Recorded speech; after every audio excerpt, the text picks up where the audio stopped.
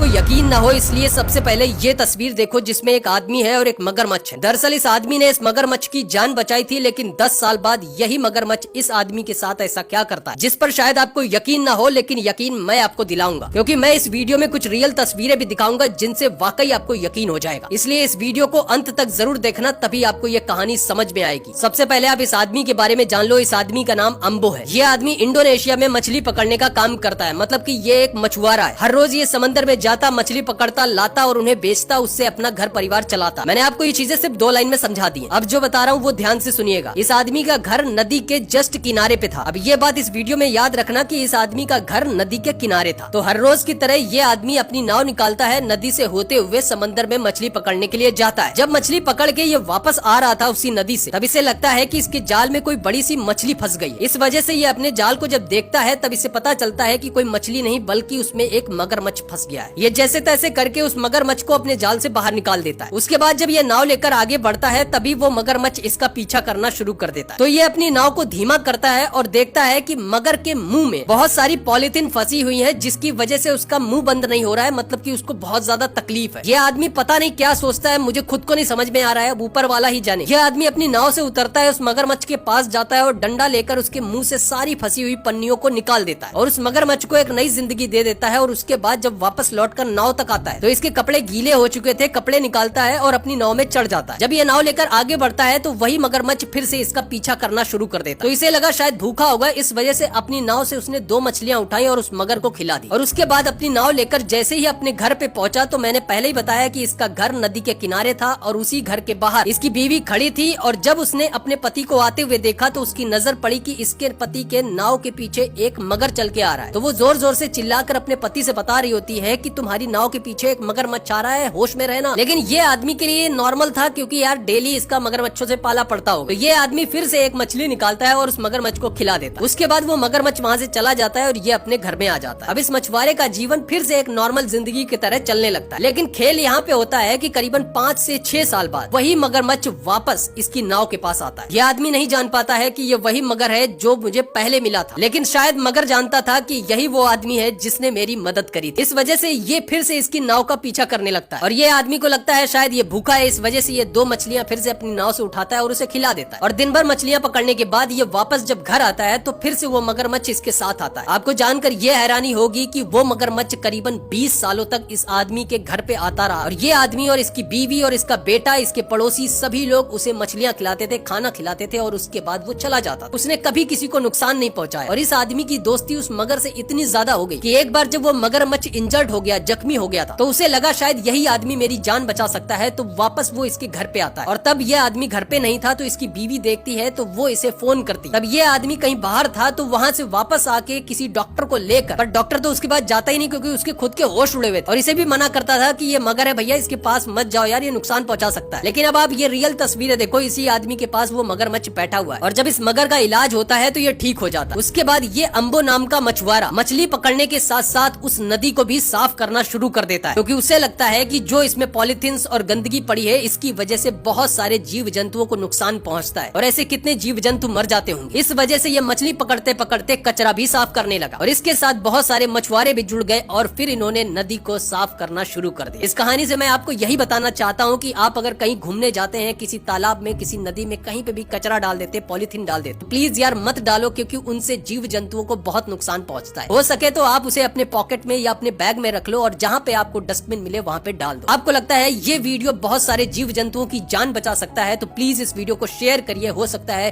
कोई आदमी समझ पाए इस बात को कि कचरा फैलाना ठीक बात नहीं है। मैं मिलता हूँ आपको एक नई कहानी के साथ, तब तक के लिए ध्यान रखो अपना।